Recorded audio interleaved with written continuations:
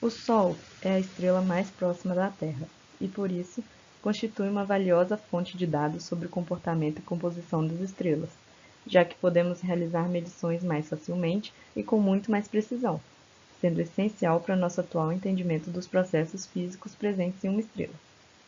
Ele é formado principalmente por hidrogênio e hélio, que são responsáveis pela fusão nuclear, um processo que libera muita energia, suficiente para aquecer os gases até que se ionizem e permaneçam no estado de plasma. Como visto na figura em escala, seu raio é aproximadamente 109 vezes maior que o da Terra, de modo que, apesar de ser menos denso, sua massa também é muito maior.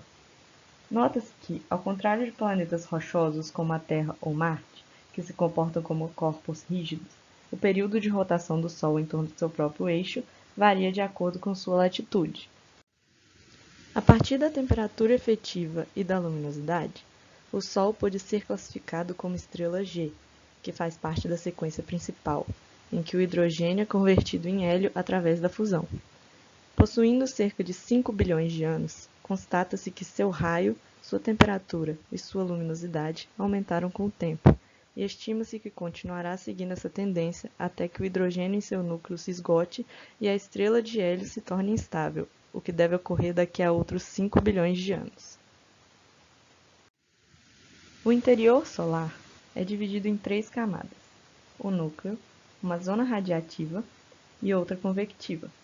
As reações termonucleares ocorrem no núcleo, onde geram temperaturas extremas.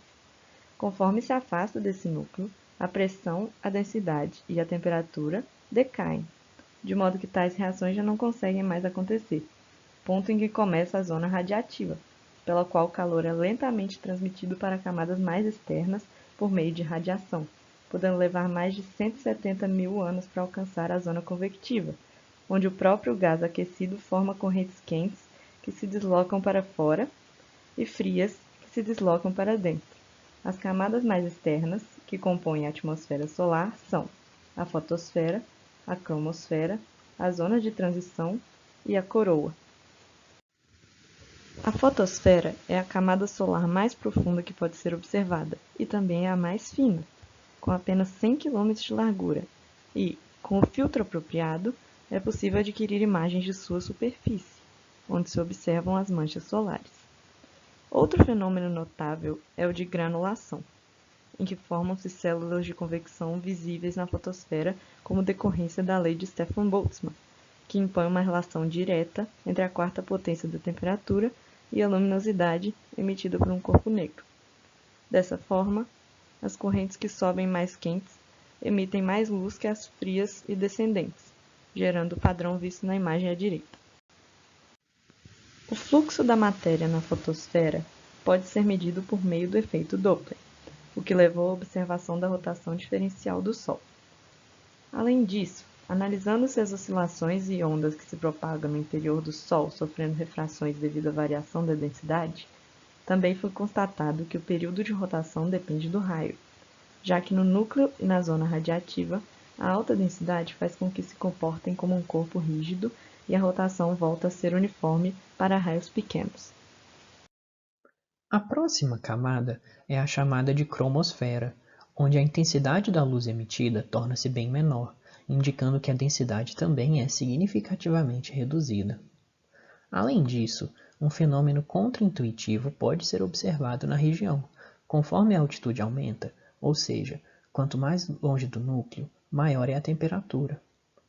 A explicação por trás dessa variação ainda é um mistério.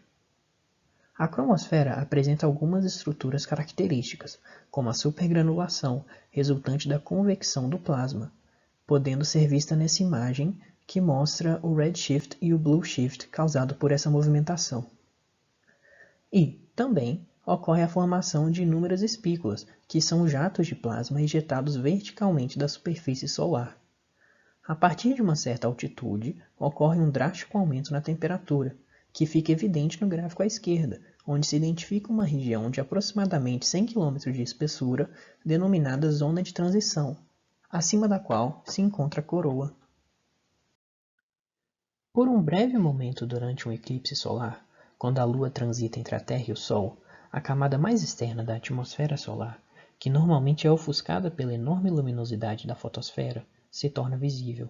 Esta se trata da coroa, uma região onde a densidade é tão baixa que se torna praticamente transparente à radiação eletromagnética.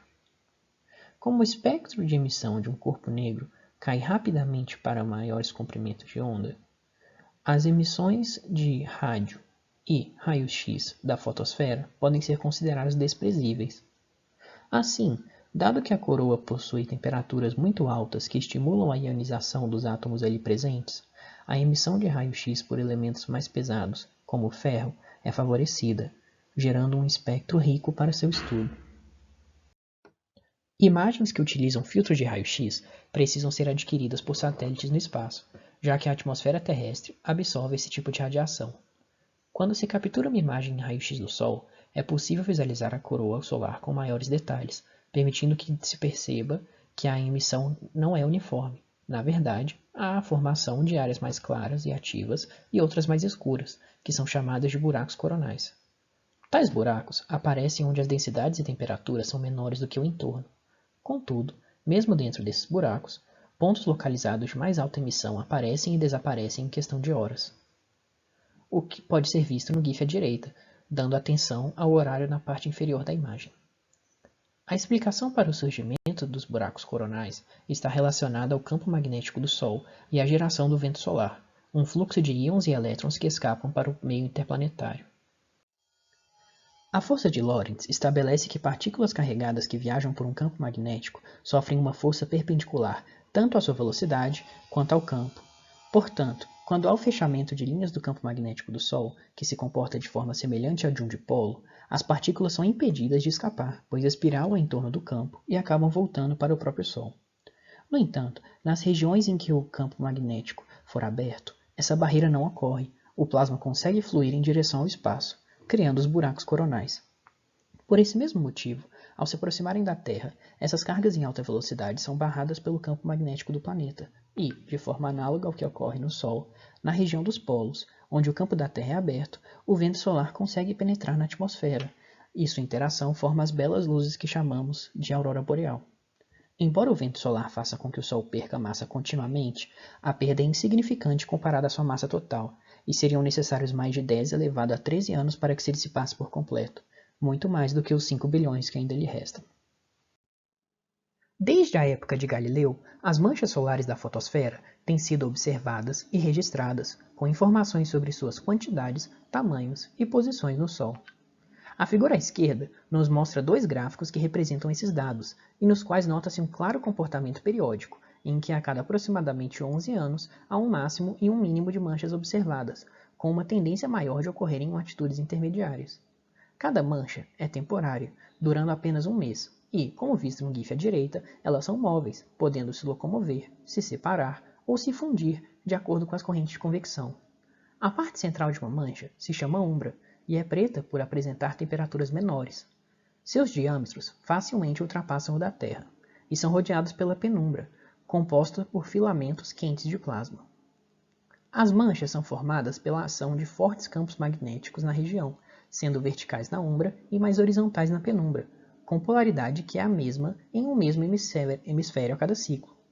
Quando há um mínimo de manchas solares, a polaridade do dipolo global do Sol é invertida, e com ele, a polaridade de cada mancha em cada hemisfério também é trocada, de modo que o ciclo solar completo dura 22 anos. O Sol também apresenta uma atividade eruptiva e altamente energética conhecida como solar flare. Isto ocorre, geralmente, próximo a grupos de manchas solares, pois a energia se acumula ao longo do tempo nos campos magnéticos muito intensos, que é toda liberada rapidamente quando há alguma perturbação, como as correntes de convecção. Forma-se então um flare que pode chegar a surpreendentes 100.000 km de comprimento e emite radiação intensa, além de poder ejetar íons no espaço na forma de raios cósmicos, principalmente núcleos de hélio e prótons muito velozes que, ao atingirem a Terra, causam danos graves a satélites e outros equipamentos, podendo apresentar um grande risco à vida de um possível astronauta. Assim como nos casos anteriores, o campo magnético do Sol Também pode formar proeminências, que são filamentos do plasma ionizado que alcançam a coroa em altitude, formando grandes arcos suspensos ancorados na fotosfera.